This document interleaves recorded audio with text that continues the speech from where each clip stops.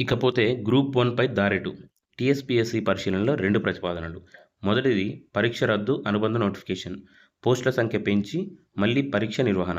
రెండోది గత పరీక్షతోనే పోస్టుల భర్తీకి యోచన. మొదటి ప్రతిపాదనకే టీఎస్‌పీఎస్సీ ప్రాధాన్యం.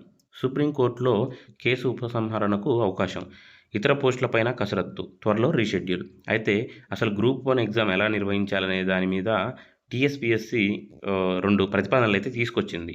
మొదటిది ఏంటంటే పరీక్షను రద్దు చేసి పోస్టుల సంఖ్య పెంచి అనుబంధ నోటిఫికేషన్ ఇచ్చి మళ్ళీ ఎగ్జామ్ పెట్టడం. రెండోది గత పరీక్షతోనే పోస్టులను భర్తీ చేయడం. అయితే రెండో దానికన్నా మొదటి ప్రతిపాదనకే ఎక్కువ టీఎస్‌పీఎస్సీ మొగ్గు చూపుతుందనే దీని ద్వారా తెలుస్తుంది. ఇకపోతే గ్రూప్ 1 పోస్టుల భర్తీపై ఎలా ముందుకెళ్లాలన్న అంశంపై తెలంగాణ రాష్ట్ర పబ్లిక్ సర్వీస్ కమిషన్ అధికారులు కసరత్తు మొదలుపెట్టారు. పోస్టుల సంఖ్యను పెంచినా భర్తీ ప్రక్రియకు ఎలాంటి ఆటంకం కలగకుండా ఉండడానికి వీలుగా ప్రతిపాదనలు రూపొందిస్తున్నారు. ప్రధానంగా సుప్రీంకోర్టులో ఉన్న కేసులను ఉపసంహరించుకొని గతంలో నిర్వహించిన పరీక్షను రద్దు చేసి అనుబంధ నోటిఫికేషన్ జారీ చేయాలని భావిస్తున్నారు.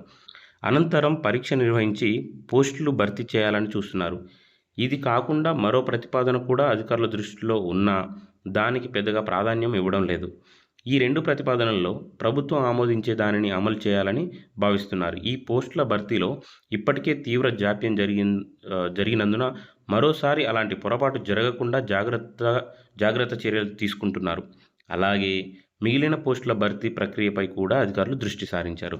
అయితే గ్రూప్ 1 అనేది సెకండ్ టైం ఎప్పుడైతే రద్దు చేయబడిందో దాని మీద టీఎస్‌పీఎస్సీ సుప్రీంకోర్టులో కూడా కేసు వేయడం జరిగింది. అయితే ఆ సుప్రీంకోర్టు కేసు కూడా ఉపసంహరించుకుని అనుబంధ నోటిఫికేషన్ వేయాలని చెప్పేసి టీఎస్‌పీఎస్సీ చూస్తున్నట్టు ఇక్కడ తెలిసింది. ఇదే కాకుండా పాత ఎగ్జామ్తోనే గతంలో జరిగిన పరీక్షతోనే పోస్టులను భర్తీ చేయాలనే ఆలోచన కూడా ఒకటి ఉండే, కానీ అది రెండో ప్రతిపాదన కింద తీసుకుంది. పెద్దగా దానికి ఇంట్రెస్ట్ చూపట్లేదని కూడా తెలుస్తుంది ఇక్కడ.